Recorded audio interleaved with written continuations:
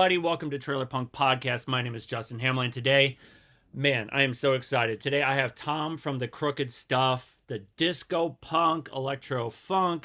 This band just jumped on my radar this year. Incredible music. If you're a fan of the sort of 2000s dance punk, if you like The Faint, Death from Above, LCD Sound System, The Rapture, and just a hint of Chromeo, you're gonna dig this band. If you haven't listened to this band, pause the episode, go dig them up on YouTube. Especially check out the Dark Phased music video package you guys have for the new EP. Thank you so much. That was a long-winded intro, but thank you, Tom, for being part of my podcast today. Hey, I appreciate you having me on. I always enjoy talking with other creative people and Yeah. exploring the creative galaxy. Me too. And it's one of those things where it's like I like digging into the meat of music, the art of it. Just I can totally geek out on that type of stuff. So I appreciate your time. I really do. Yep. The Um, internal geek is here and present. Perfect. And go ahead and let people know Dark Phased EP and the music video package that came with it. I really like that whole you guys did that concept where you just got a music video for each song. Tell me about working on Dark Phase. Tell me about the recording process, the influences, and then you can jump right into the just how you like or like. Okay, let's make a music video for each song and just kind of have this. It's a spectacular performance piece. Go ahead and kind of jump into the. Yeah, I really had just a very specific intention with doing the video.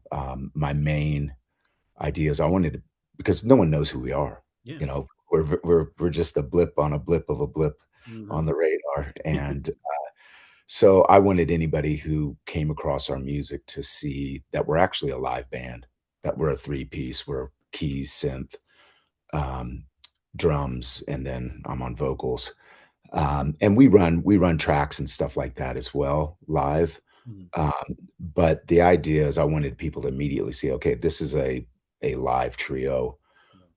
Just from a club perspective, even people are like, oh, okay, cool. This is what these guys may be like live if I brought them into a club here. And then also, the aesthetic of it, black and white.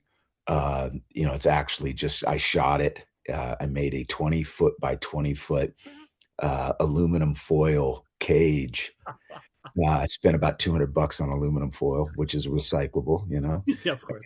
and reusable. Yep. Uh, and which in itself does a lot for light reflection, makes interesting textures. But I really wanted it to, as you can tell, I'm on the older side of I'm on the B side of the record here, age-wise. And I grew up in the era of zines. I grew up playing in a hardcore band in Washington, D.C. in the late 80s and early 90s. And I've always loved that simplicity, the Xerox world of black and white. And I just thought that would resonate with a lot of people, especially with all the AI stuff going on right now. Just simple. Had two buddies that I've worked with in the music industry before who used to shoot a video series that I produced for a music brand. Wow. Uh, and I called those guys up and I said, just, two cameras, come in and shoot us like you're at a live punk rock show. Yeah. They were immediately like, okay, what type of angles do you want? I said, just follow, run around, Yep.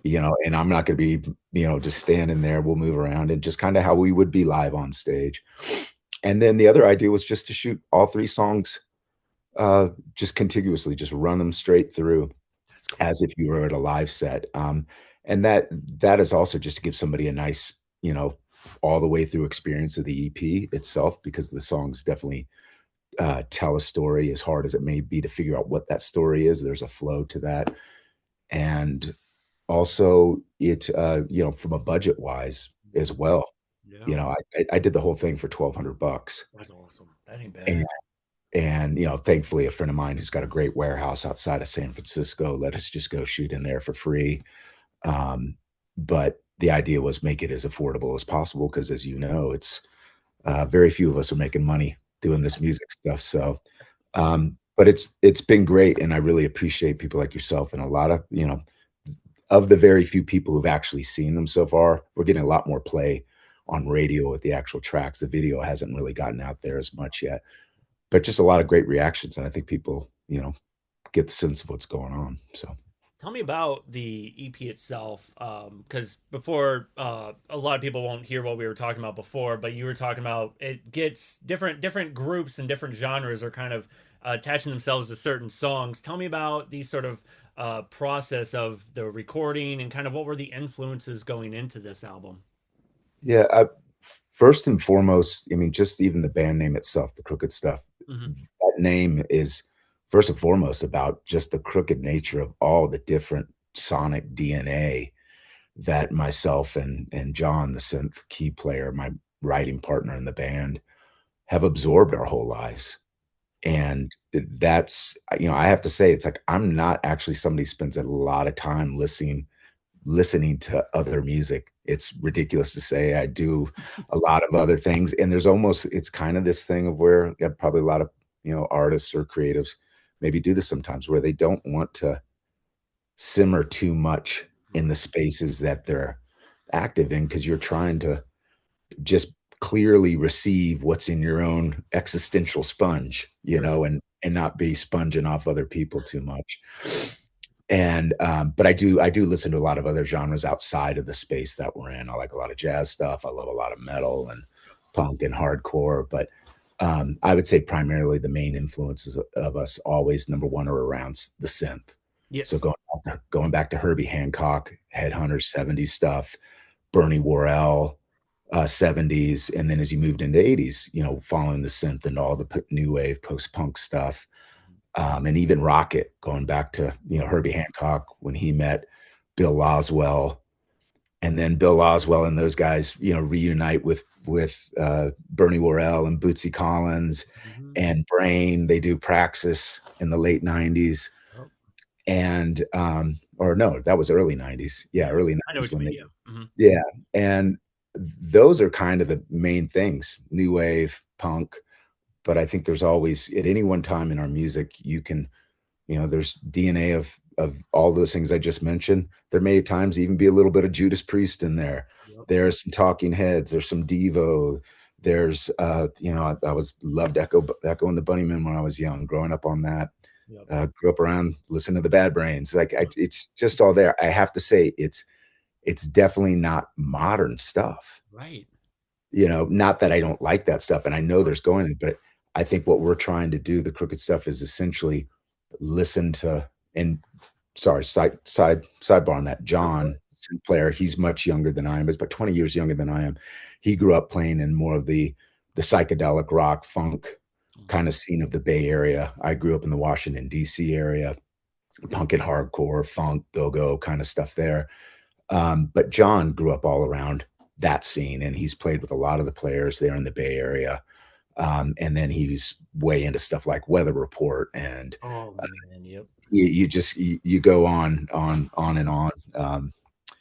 And so yeah, I think that's really the core of that music. And when people come to see us live, we'll get people, people hook onto the stuff like, oh, you guys are like Devo or Talking Heads, and other people are like, Yeah. they'll say things like, we get a Yep. lot of people say like TV on the radio or LCD sound system or Prodigy or whatever, and they just kind of start mashing together. And a lot of times they just can't quite put their thumb on And I on and I think that's what's great is that you guys are able to bring all that together and really just kind of create your own sound. I try and go they if you like this, check this out type situation, but I never go they sound exactly like that, which is great because you go, you grew up in the East, John grew up in the West, and you guys were able just to kind of go, let's bring all that together. And it's so brilliant, so smart, and you really do have that like we're at a weird time with music where genres are just kind of coming together. You'll get yeah. rap and punk and kind of just metal and it just kind of every black metal. People are just bringing all this and just kind of mushing it together. I think you guys really just came at a time where it was like perfect. You know what I mean? Yeah, I mean, ultimately, I think it's like personalities and people. Yeah. You go to a party and you got whatever 50 people at a party. Ideally, everybody's just being their authentic personality and their authentic self. Yes. Maybe there's some people trying to be something else or whatever, but to me, that's what music and art is. You're trying to just listen and receive the things that are arising out of yourself. I'm a big fan of this idea that we're just, like I said, sponges, and everything we listen to and experience through our whole lives, and you can't tell me what your next thought is gonna be. You know what Right. I mean? They Yeah. arrive, and that's when people just say, like, "How'd you write that riff?" or something. It's like, well, I just walked into the room and the synth was there, and I was like, "Do do do do do," made something up, and I didn't think about how my fingers were gonna move or how John was gonna do it. It was there, and then you're like, then the question is it funky? Is it dark? Is it groovy? Do we like it? Does it, you know, give you some sort of sense of excitement to pursue where that came from and build on it. So Right. Damn, that's awesome. I like that. Tell them, give people like, oh, let me go ahead and do some promotion. You guys got Sundance coming up. I want everybody to know about that. You're going to be on Sundance. Let me pull it up. I know I it's tomorrow. Is it tomorrow or the following day you're going to do? yeah, You right gotta now let we're people know what you got. Yeah. yeah, right now we're doing 3 things. We're doing, Friday at 5 o'clock Mountain Time, we're doing a live in studio at Yeah. KPCW, the That's what it is. community radio station here, great station. Hmm. And then at 10 o'clock that night, we're actually playing at one of the bars right there on the main drag on Main Street called Flanagan's.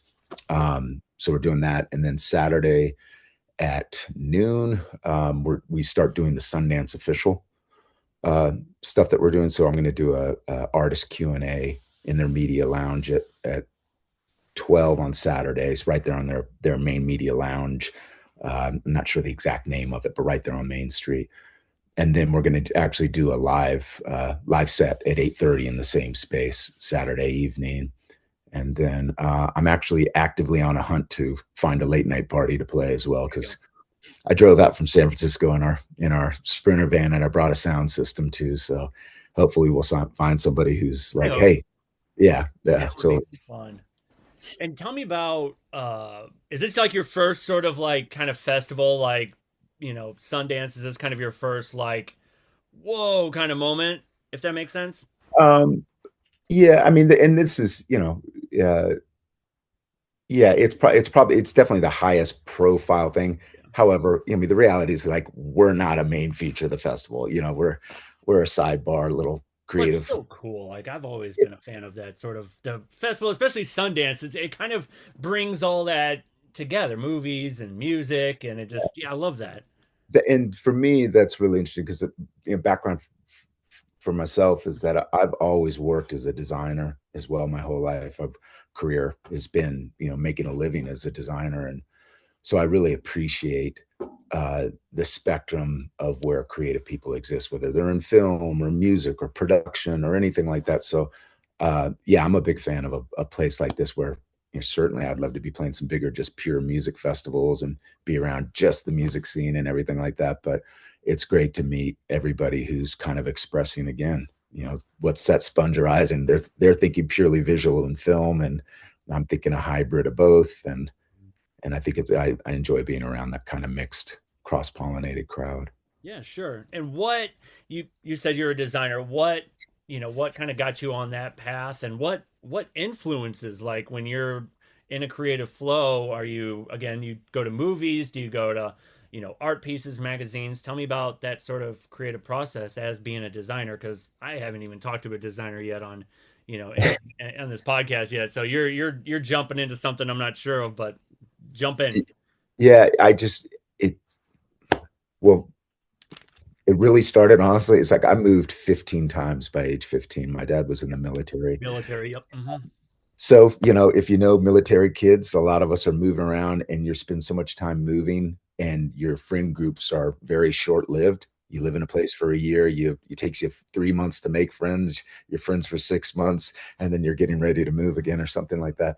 So, I was this kid who was always drawing, always playing Legos, doing stuff like that, and then started really getting in music. Fortunately, I had an older brother and older sister who were very into music, and I was just, sponging off Yeah. my sister's, Sabbath and Zeppelin records, and my brother's new wave stuff, Rush and Echo and the Bunnymen and stuff like that. And but the drawing and the design stuff, essentially started like that. I was even just drawing and I did the cover of my sixth grade yearbook, drew the cover for it, and then and then in high school started playing in bands and formed a hardcore band, and then I was doing flyers, making covers, doing all of that stuff, and all of a sudden you just realize, I was hanging out in print shops, asking the print people, like, how do you do this and learning this? And yeah, next thing you know, it's like, okay, well, I'm going to go to, I want to go to art school. I want to go, take design classes and do all that. And I just kind of did that. Next thing you know, I was working in a design. My first job was working in a Time Life book company, working on their home improvement and baseball series back in like 1990, Washington, D.C., right there in Alexandria, Virginia, in Old Town, right across the GW Bridge. And I was doing traditional paste up, just kind of like punk rock kid, and had some cool older creative people were like, okay, this kid's into this stuff. Whoa. And went to design school, got a design job, and never looked back. But interesting thing is that at the time when I started doing design, we had had a very active hardcore band in Washington D.C. Started playing bigger shows. We were doing stuff with Clutch Oh, at the cool. time. They were part of the scene that we played in, and they had just gotten bigger. They'd first gotten just signed, and we saw that rising. We did a opening show with them and Nuclear Assault, and that was like one of the last shows we played. Cool. And then my friend Seth, the singer, he was like, he wanted to move out to the West Coast. He moved out to Santa Cruz with his girlfriend, and I was, just like I really wanted to be. I have to say it. I really wanted to be self-sustainable. Yeah, of course. Yeah, for sure. Yes, and I saw that in design, and also I was just doing a lot of uh, snowboarding, Hmm. riding mountain bikes, and just being outdoors. And so where this goes to is, the design stuff became a tool set Yeah. to envision and create and think about primarily, things that you're interested in doing. But also the big thing about design is considering the what they call now user experience, the audience, like what do they need? What's their experience going to be like? And you're connecting that dot between what a person needs or an audience needs or wants and what the experiences that they want and the idea you have, and you're trying to connect those dots.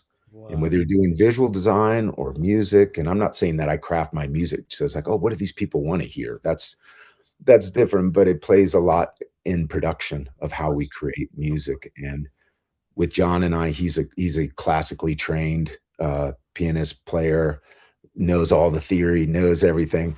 I don't know shit. I'm Yeah. just a That's like me, right? yeah.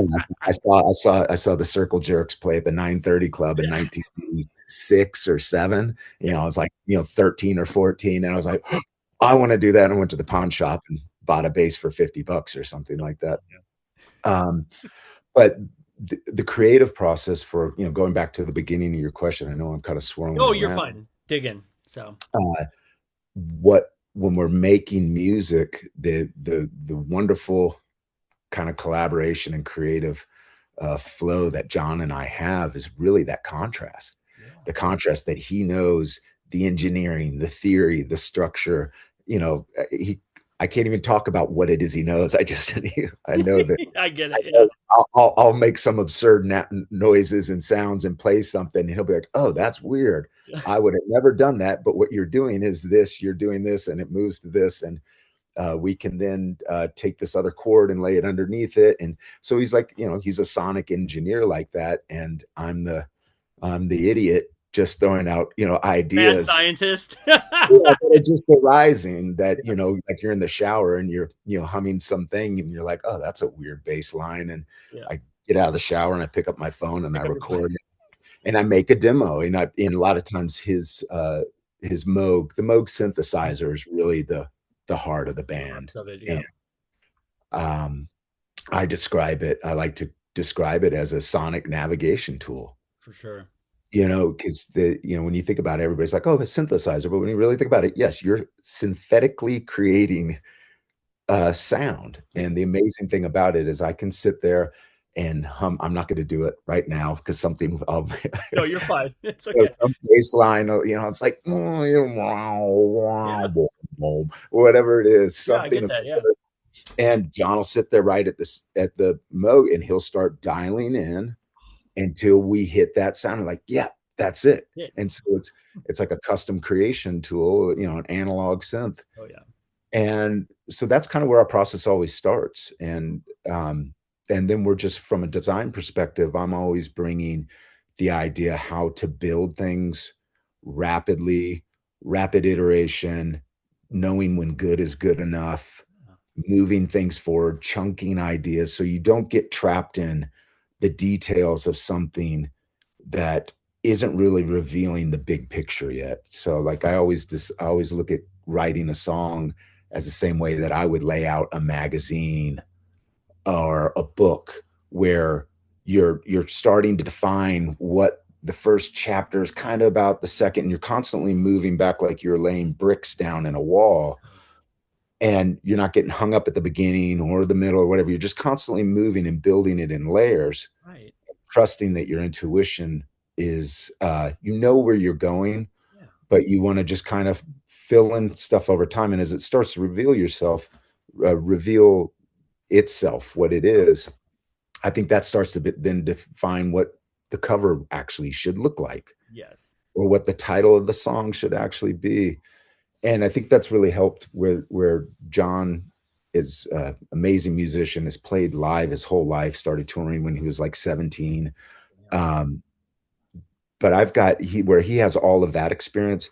I've got a lot of experience of building things, whether Hmm. it, anything in design. And I think that where that crossover as a designer and a musician to come together is my kind of understanding and kind of ability and process of knowing how to build, conceive, build, deliver, Yeah. and keep going with making things, whether it's music or visual stuff. And so, long-winded answer, I think that's where, like, what our process is generally about, and it's also him, both of us building the comfort with him embracing the ridiculousness, the obtuseness, the absurdity, the wrongness of the Right. things that I put out there that have the essence of listening to that radiating thing. Of like, oh, I love hardcore, I love funk, I love soul.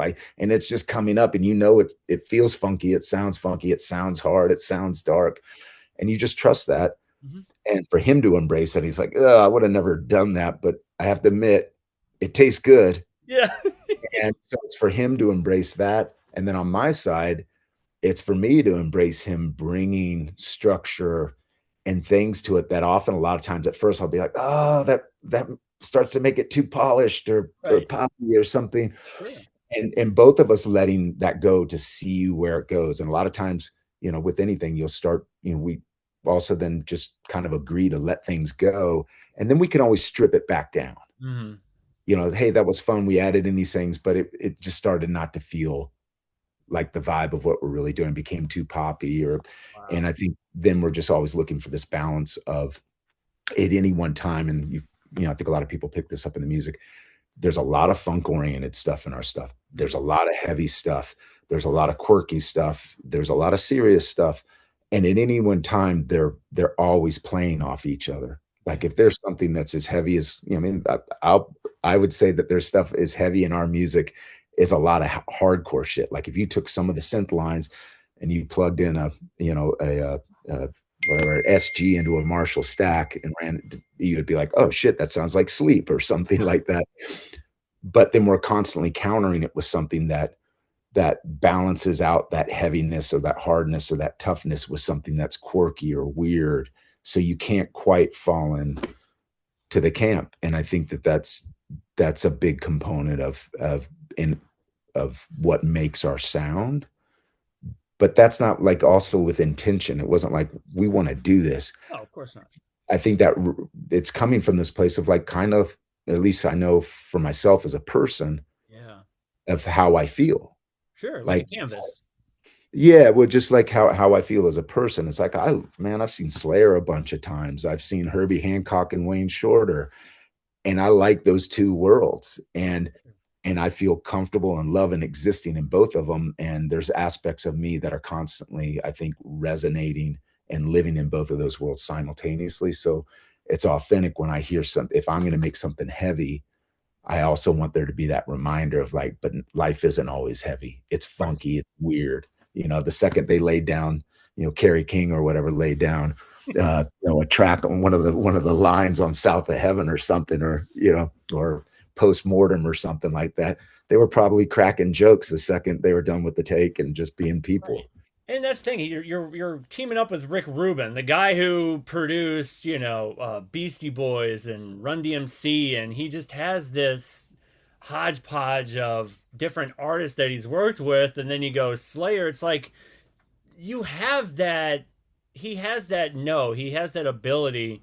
And I think what's great is that you're going. Look, we can bring influences of Slayer and Sleep and just kind of bring them in. And you had a really neat way, which stood out to me, was you're going, I'm bringing this almost like an art piece or like a design piece where it's like, again, you're building it and you guys are uh, clashing ideas. But the one thing that stood out the most was at certain points, artists go, when's enough going to be enough? When should I take this Yeah. away? Or when should I put this out already? Like you have a way of going, I know when I feel like my piece is at an end where it's like, okay, And this is yeah, the end of it. You know what I mean? and that's a huge part of it. And I think that that's where the design Yeah. stuff maybe really helps uh, John believe in the way I'm trying to direct the creative, path of what we're doing is knowing when the story, like all of a sudden, if you were making a film Hmm. and you're developing your characters and you kind of get into this one character bunch and you start developing all these other aspects and you're like, oh man, this is great, this is cool.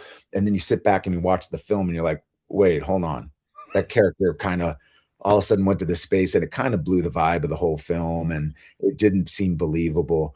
And in order to make those judgments, you have to have this bigger uh, perspective of what you believe you're trying to transmit as a story, as a feel. And we could certainly go full hardcore or full funk or full soul or do all of this stuff. And there's parts of us that love doing that. Like we always joke around in the studio. Like we have a version of the band, the joke band version of us called Them Crooked Boys. And we just joke about making all of our songs country songs. Like any of the, Decimator or Black Holes, and we do a country version or something. That's But that's where the idea is like, no, this is, I want to present something that is continually believable and feels like you're in this constant evolving galaxy of the crooked stuff. yes. So there is kind of those limitations, even though they're pretty far out and they leave lots of room for us to Quite a room. explore and Yeah. but I think there's always at any point you can put on like this next EP we're already working on. We've got probably about halfway through it. Ooh. It gets heavier. It's a little harder. It's a little bit more to the times of what's going on. But I also believe that even we got a lot of fans who like we've done shows with Dumpster Funk, Ivan Neville's Dumpster Funk, and New Master Sounds and other bands that are much more on the funk side of it, Lyrics Born. Mm-hmm. But I think even those fans will like the heavy stuff that we do because I think a lot of people like the nature of my voice. A lot of people like the nature of the synth. Mm-hmm. They like the way we just kind of build things. And if all of a sudden you're watching a film and all of a sudden it goes dark and heavy, Yeah. you're still going to follow those Follow. characters because you're interested in what they're doing. And so I'm having faith on that. But um, long story short, it's Yeah. that contrast, two different people, two different experiences, and trusting the collaborative process to reveal something that that is a merged DNA of both worlds, and that's where the unique stuff comes in. And I think it's important for artists to do that, as a lot of people know. It's like just do what what arises out of you, and if you keep chasing that, the more you'll understand it, the more you'll believe in it, the more you'll explore with it, and you will reveal something that's ideally pretty unique. Yeah. And Where that's ideally what everybody else is, who most often stands out and maybe becomes a little bit more successful and sustainable is because they've done that and it becomes unique, right. And your you know? sound is extremely unique. And again, if you just keep following what feels right to you and what you just love creating, because I think people should see the love in the creative process and the joy that it brings. It doesn't seem like you're putting out cookie cutter music where you can see people who are like, put out the cookie cutter music and they're just kind of like, oh, I'm kind of going with the flow of the music. Hopefully people will, will like it and I can get this feedback from it or this amount of money. There's certain artists that you see that go following that path, but they don't they don't believe in it. And you're going, look, I'm bringing everything to the table. I'm bringing what I love. And even if it goes harder, I think the fans are really going to love it. I think, again, you just bring yourself to the music, and that's people are going to see that the love and the creativity that comes with it. Yeah, no, I agree. And I also, I think one thing I've listened to some of the Rick Rubin, snippets and clips that have been out there and browse some parts of his book and stuff like that. And I think at one point he puts out the point there is like, hey, if you're an artist, don't be afraid to have another job Yeah. that pays your bills and takes care of things as long as it doesn't destroy you No, of course. and it gives you enough time to live creatively as an artist, to Sure. simmer in that and have the time. And I think that that's what's made a big difference in this band is like I've made a living as a designer and allows this band to not have pressure to make money or to do anything except for number one and first and foremost it being a vehicle Mm-hmm. for friendship and creative collaboration. And John and I have just formed this great friendship of just getting in the studio and having fun Yeah. and make it, not to say at times we don't kind of bicker or be like, oh, or it gets Always. tense or Yeah. trying to do shit, but that's the nature of creative collaboration. And that's really honestly what I wanted most out of the band. Yeah. First and foremost is like, because I surf a ton, I ride bikes a lot. I do a lot of things by myself that are individual things. And then as a designer, I often work by myself. I've worked in studios and I had a studio before with other people working with me, but I spent a lot of time doing solo things. And the band to me is like a creative, collaborative sport, Sure. team sport. And it builds friendships, it gets you out amongst people. And for John, for us to do a few sessions a week getting together in the studio, I always know we're going to just have fun, laugh, crack a lot of jokes, Yeah. and then get excited because we just start, because of that nature, we start making things and we're like, whoa, that's interesting. And then you start going down this wormhole of having fun, building something. You stand back, you're like, oh shit, that's dope. We like that. That's great. And then you go out, play live, people are digging it, you're having a good time. And then all of a sudden, what's happening with us is we started getting this new EP, came out, and we're like, we've put out a fair amount of stuff already, a few Oh, yeah. EPs, one album, and that's all been the kind of journey of discovering what this thing is, and John and I making the collaboration, the workflow, and figuring out. But when we did this new EP, it was like, you know what, this one feels right. It Does. feels like it's contemporary. It's the songwriting's gotten better, our production's got better because we do everything ourselves. We record it all in studio. We do our own mastering, do all of that. And, not perfect, but it's enough. It's good enough to get out and maybe get people into what we're doing. And I think this EP is a culmination of of all the time of us working together and learning and failing and trying and improving and doing that. And this time is like this one's worth putting a little bit of money and energy behind to see if we can get the masses into what we're doing. And it's, so it's kind of nice to have that first, I hate to say it, but like the product, like, Yeah. like, hey, we've made this, Yeah. like it's worth, trying to get other people out there. And the radio Yeah. play that we've been getting now has really made a huge difference. All of a sudden we're getting all these people around the country, even international a little bit. And Oh. it's like, oh, cool. Because they're out there. Oh, yeah. You can make the weirdest, most obtuse music in the world, and you and your buddy like it. It's safe to say there's probably 50,000 people at least around the world who like that weird thing you're doing, if Right. not. And that's the nature of the world these days. It's so connected that you can find your people. And, Yeah. you know, Tell me so about how you and John are kind of the main. Tell me about how you guys met and how you started kind of collaborating together, and then the development of the band and all of that. Tell me about that inner yeah. process. So, like I said, I played music in the late 80s, early 90s hardcore band. And then I really focused on design career stuff for years. And I actually ended up living, one of the reasons I'm back in Park City, I ended up living out here in the mid 90s, working in a design studio and snowboarding and riding bikes a ton. I love like that's you had asked where do you get your creative inspiration? The reality is it's being outside, being active, Yep. um, you know, doing kind of things that get you out of your head and let things arise and think. And I've always enjoyed that balance of kind of physical exertion and doing, skating and surfing and blah, blah, blah, and all that.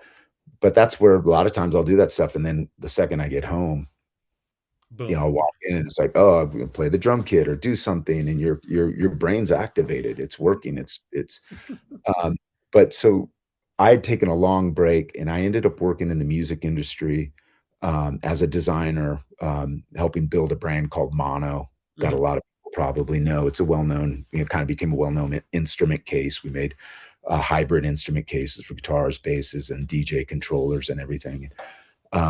But as I was working as a designer for them as well, I also started doing all the artist relations.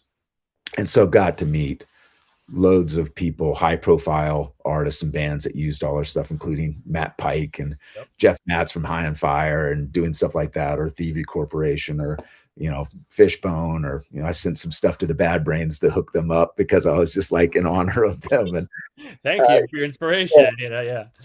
But equally importantly, I met a lot of the local players in the Bay Area, and it really it served as a reminder to me. I've been working, doing a lot of design in the sports world, and being around a lot of designers and sports people love it.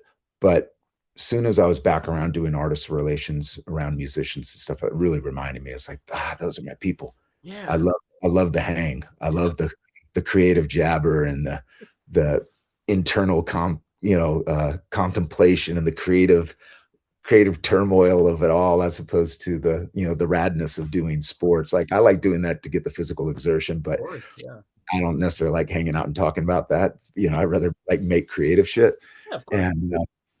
And so I just started meeting a ton of players, local players, and along that journey, I ended up meeting John through other musicians I knew, and immediately was like, okay, that kid's dope. He's funny, knows how to play. He's got a Moog, and Gotta have a all mug. the all the triggers in the back of my head. Herbie Hancock, Bernie Worrell, and like all of those things. I was like, cool, just a cool dude. That's so And sometime over about 2 years after kind of meeting him and seeing him around the scene and stuff like that, I had started, putting some stuff together. I was like, look, if I've always knew I want to get back into music, and all of a sudden it just kind of began to happen. I was like, okay, well, I'm ready to do this again. I'm around the people. But the interesting thing was that I didn't, I had played bass, Mhm. in hardcore days like that. And so all those years later, it was all of a sudden, wasn't like I was going to pick up the bass and be some shredding bass player at the Right. level of all these other people.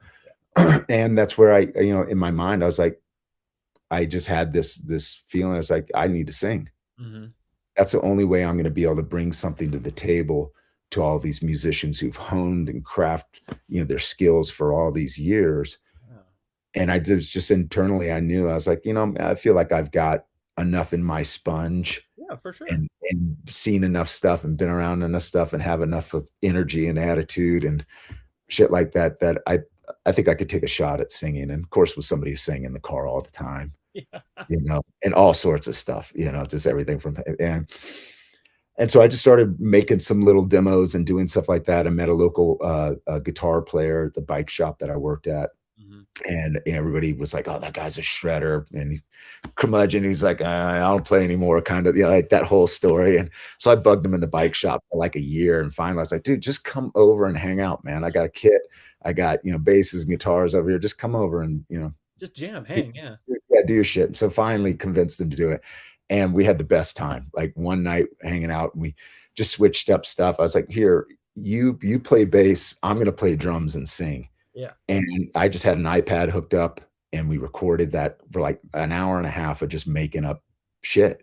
That's so cool. And went to John. I called and I thought of him. I was like, man, if I had a Moog or synth on top of this stuff, there might be something there. Yeah. Hit him up, and he was like, yeah. I was like, got his number. I was like, hey man, this is Tom. We've met a few times, and he's like, yeah, whatever, or something like that. I was like, hey, I'll give you $50 if you come over to the studio on Saturday for an hour and a half. He's like, all right, cool. $50, man.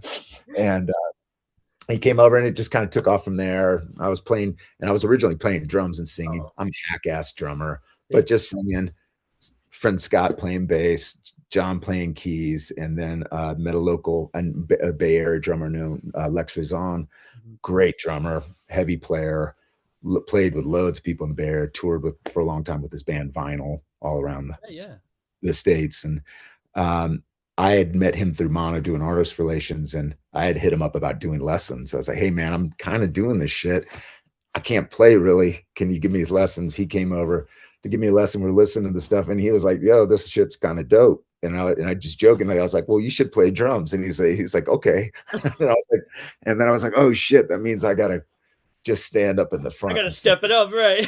Yeah, but there's a side of me that enjoys that. It's kind of like with surfing, Yeah, you or sports, you kind of, especially like surfing, you raise the bar on the types of spots you're surfing. It's getting bigger, yeah. and that balance of like embracing the fear of the unknown. And I think that's a big part of the creative. And there was immediately a side of me is like, oh, I'm scared to do that. Then do it, because if you go through that process and break through it, you'll end up in a different space in life. You'll develop new experiences and skills. And so we did that, started playing live, and man, at first playing live, I was like, all the shit you got to go through it, man. No one just pops out of the box killing it, except maybe Prince and Stevie Wonder and Jimi a couple Hendrix, yes. people, but I'm definitely not one of them. And so anyways, we did that, and then over time, things more players changed, and but one of the biggest pivot in the band was that realizing it's hard to get people together. It's hard to get 4 or 5 people together at the same time, the room, to get them, schedules, and especially these days, rightfully so, lots of players are playing in lots of projects to make money playing gigs and going on different tours and doing stuff. And out of that, I realized that's where running Ableton, building tracks and doing stuff, because I was, as a designer, I was like, I want to be self-sustainable. I don't want to be at the understandable mercy of a fluctuating dynamic of people. It's like I want to be able to do this. And so John and I really dove into uh utilizing Ableton to Mhm. build tracks and to build things so the band could morph in size. Yep. He and I could run it as a duo. Like we've done shows just as a duo. We could just add in drums, and in the future, we can add live bass back in, and we could add a second synth. We could add up backing singers. We could do things like that. But for right now, to make it efficient, affordable, and just quick to build and move and do things, by moving to Ableton, we've been able to really, really simplify the amount of variables Sure. that give us, the ability to move quickly, build things, and so that's how we've ended up as working just as a trio. That's awesome. And it's, especially like this coming out to Park City, it's expensive to get 3 people out here. You get housing. We're going to go up to Seattle in May to play Chop Suey, and we're going to play in Portland. And you start adding up the stuff, and you're like, whoo, And I know friends who have amazing bands, and there's 5, 6, 7, 8, even some 9-player All bands, these and funk bands when they got a horn section, everything. yeah, Oh, man, and they're so dope and so good, but financially, there's tough. it's impossible to get those things out on the road unless somebody's got a fat bank account to fund all of it. And if they Oh, do, power to them, man. That would be beautiful. But so the trio again, like design, you have to design on what you want the experience to be like. And I want the experience for 3 of us to be good and happy and fun and light and efficient and not a drag, because that keeps everybody creatively stimulated and wanting to keep going and pushing it. So right. What? mm, the music industry has changed a lot since the sort of early EPs. What hurdles have you overcome as an independent band, and how do you stay kind of honed and on the rise in deeper space, if that makes sense? yeah. Um, Especially well, pre-COVID. Like you guys were kind of doing the thing pre-COVID. Tell me about kind of how and the building part, if that makes sense. yeah. Well, I'd say one thing is just people, meeting people, being a good partner, in creative collaboration. And look, I'm not perfect. We all have our moments of where we're like, I could have handled that better, or I could have done something. But I think uh, when you meet good people, you do your part to show up and help them achieve what they're doing or whatever, whether it's a door guy, the booker, the sound guy, um, whatever. And you start over, the more you're in the scene and connecting, the more you build, a network of people who are down to do cool shit. And through that, kind of through the mix of artist relations and then starting to play out and meeting people, there's a handful of people I met along the way that I then went back to and was like, hey, I'm doing this thing. Yeah. Love to be able to work with you somehow to help us kind of move through the maze of the industry. And one of the key people was John Phillips, who was Silverback Management. His first big break was working with Sublime, Yeah. way back in the day. Yeah. And these days he manages, he does Slightly Stoopid, Stephen Marley, Damian Marley, Ooh. uh, I think like Stick Figures, kind of that whole Yeah, scene. that whole reggae fusion type of thing. Yeah, yeah. But at the time when I met him through working with Mono, he was also managing Fishbone and Dumpster Funk. And so he ended up putting us on shows opening for Fishbone, shows opening for Dumpster Funk. And at a time, our music was a little bit more Funk. in those lanes, probably. Not that we couldn't do shows with them now, but I think we've kind of moved a little bit further out of the realm that maybe that audience as an opener for those bands may not be as much into our stuff now. But at the time, John was great, super cool. He dug what we were doing. They were excited about it. So I think that helped us kind of do this leap from like, local band that knew some people and had some connections, but somebody was just like, boom, here's a nice opening slot. So we got to play Yeah. some great gigs with those guys, got to play some of the bigger venues, the Independent in Mm. San Francisco, Great American Music Hall with Fishbone. Yeah. And so that helped. But like you said, then COVID hit, blew the, blew the air out of all the tires. Yeah. But then that became a really nice reset Oh, period good. for us.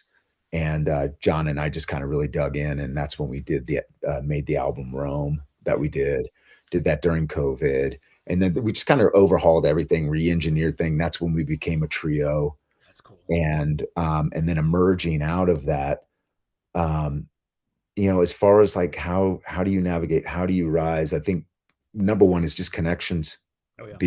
being a good, reliable person. I always really try to show up.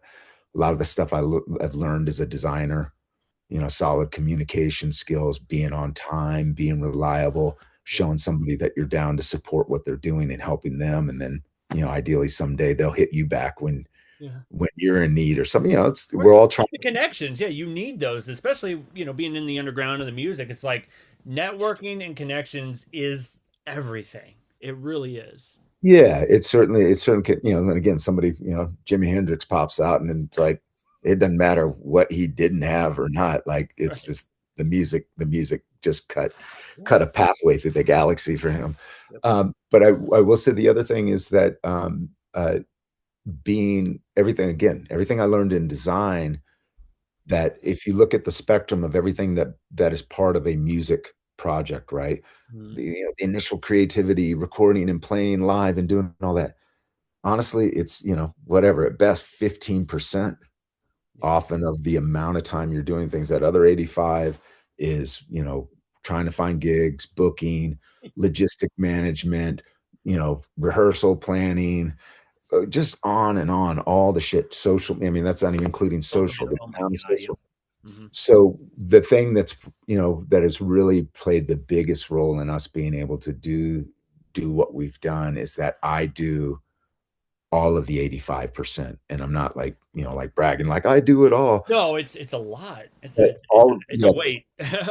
all of that 85% is very much stuff that you have to do as a designer, working in agencies, working in other creative professional realms, that, scheduling, planning, making things happen, is all the stuff that I'm really good at and solid with doing. And, I actually sent a message out because we're out looking for a label. Of course.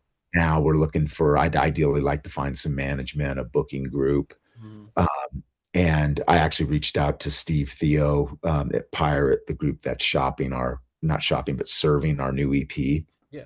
to all the radio, all the North American college and community radio. And he's connected. They serve all of the Wet Leg. They've served all the Wet Leg albums, all the Turnstile albums. Oh. And so we're really, these little things I know rising that's up. okay. I'm not worried about it. You're good. Yeah. I Is know this it's kind of my right. Find me a middle finger one. That'd be great. but which has been great. Like because That's I reached great. out to them. I was like, look, I think this EP's got legs, and I found them, and I was like, oh, they seem dope. They're doing some hardcore. They're doing a lot of relevant stuff. And I sent. I was like, why not? I'll just write the guy an email and see if they're interested in what we're doing. And got an email right back, like literally within like 2 hours. And Steve was like, hey, this stuff's dope. It's got legs. Let's talk. So one is putting yourself out there. Mm-hmm. Take that shot, write a letter, introduce yourself, just put yourself, you got nothing to lose. Be a good human, Yep. be honest about what you're doing. And a lot of that will resonate when you hit somebody who also sees that, then like, okay, shit, this person's hit me up. I like what they're doing. Let's team up, whether you're big or small or unknown or known. So I think putting yourself out there. And then, but when I sent a message to Steve the other day saying, hey, any chance you could work with us? Could you consult with us on trying to, shop around, trying to find a label, trying to find some management or some booking? And he said, yeah, happy to help. But he said, honestly, man, what you're doing, booking wise and management wise, is a lot better than, a lot of the bands I know who are actually have that stuff or labels, because, a lot of those labels or management or booking have a lot of other artists they're serving, and not knocking them. I'm sure they're doing a great job. But when I'm doing it purely, fully focused on us, and because it's ours and you do everything with care and detail, that can really make a difference. And so I think the line is knowing when you can handle stuff as much, and then knowing when it's the right time to hand things off Yes.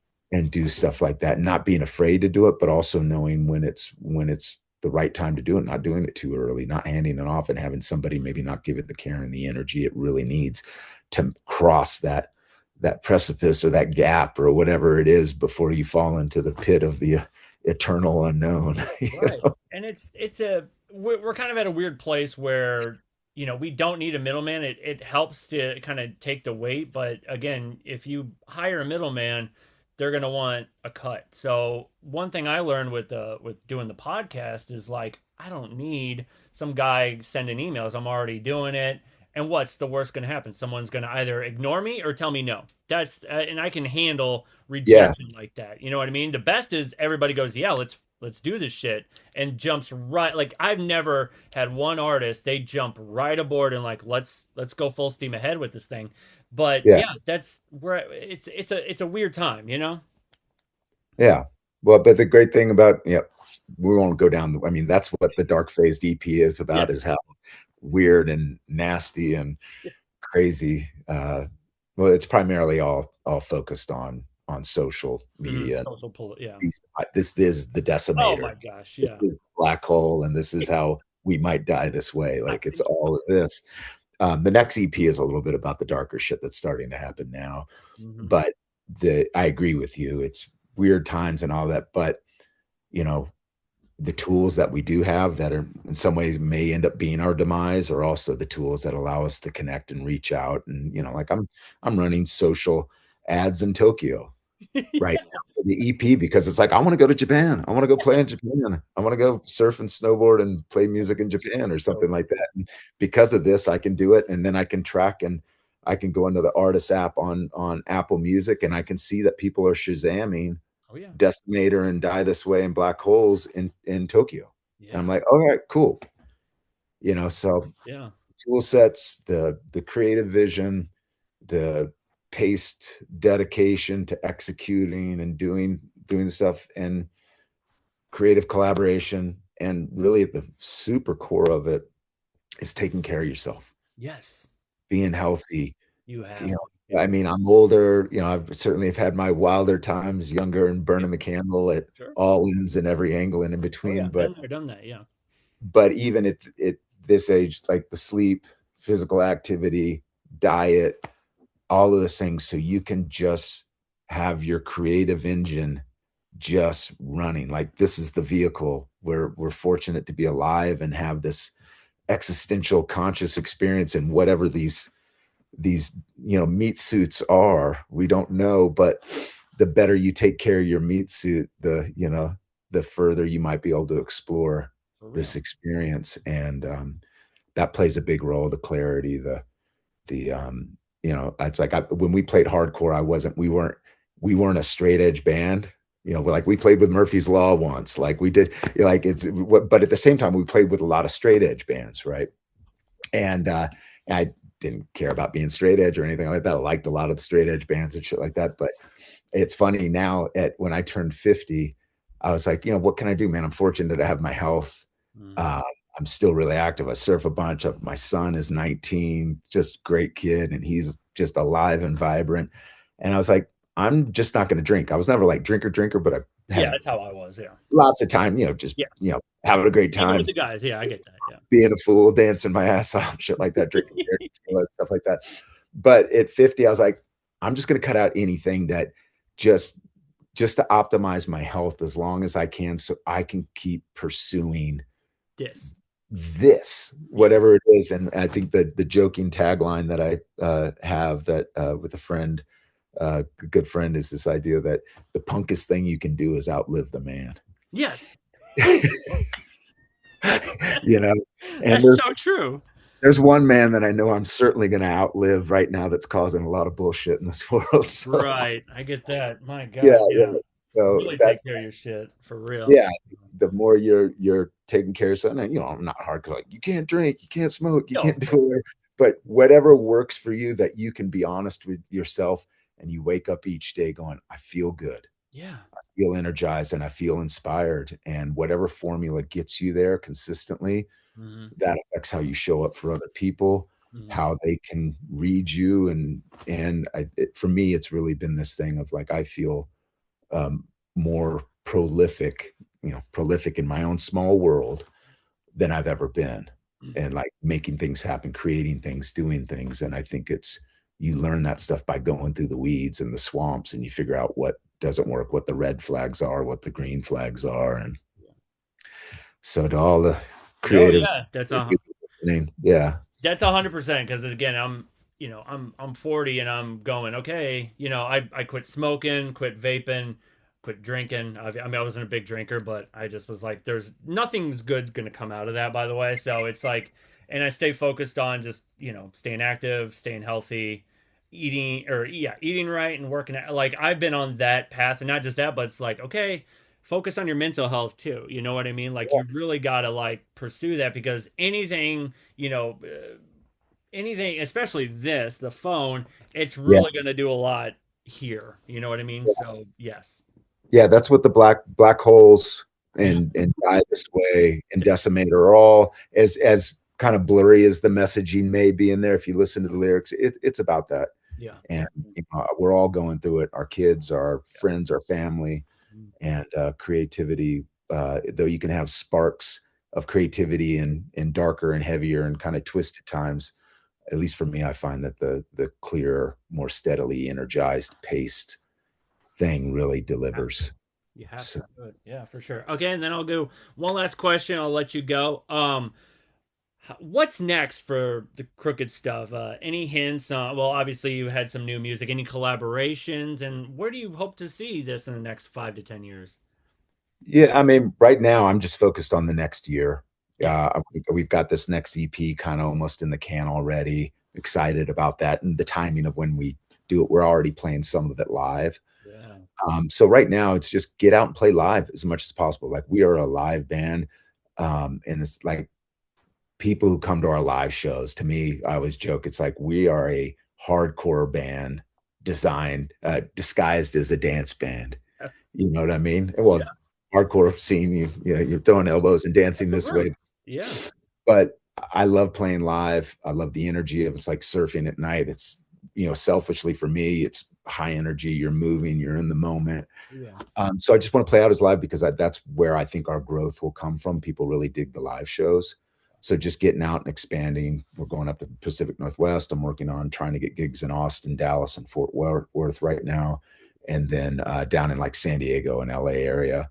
Mhm. And just I figure the more people who see us, the more we can kind of build a little bit more of a wider area that we're playing live, and then just keep on creating and pursuing the journey of what this music's going to reveal and where it's going to go, and if along that route, if we get picked up on a label and we get better distribution, or we play some bigger high profile festivals and all that stuff, great.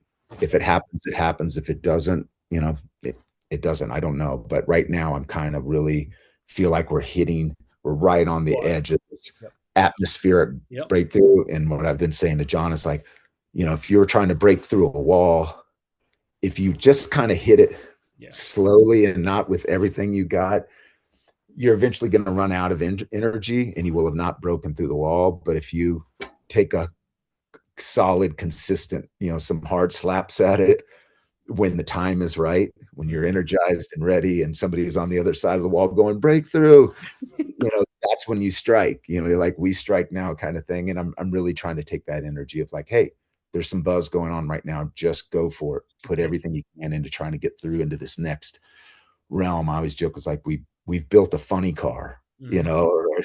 and people are saying, hey, you bring it out on the track, man. People are digging this weird thing you've made. And so I want to show up and get in that circuit just to have fun with it and take it out and burn some laps on the course with other people who are doing it. That's awesome. Well, Tom, thank you so much for your time. I really appreciate you taking the time. Got a busy weekend coming up and took the time to be on my podcast. I really appreciate it. It means the world to me. Yeah, no, I appreciate you. I appreciate everybody, who's just interested in the creative process, participating in the creative process. People like yourself make this whole thing go around, because behind the scenes is really the where it's really at. It's the And fun. if Yeah. anything, the most important thing we have are all our connections and creative friendships that we build on this journey. And if we also happen to build a big fan base and have those moments, great. But whatever the journey is, the destination kind of thing. I get So that. Well, Tom, some thank you old, so much, man. I appreciate your time. thank you. All Yep. right. Have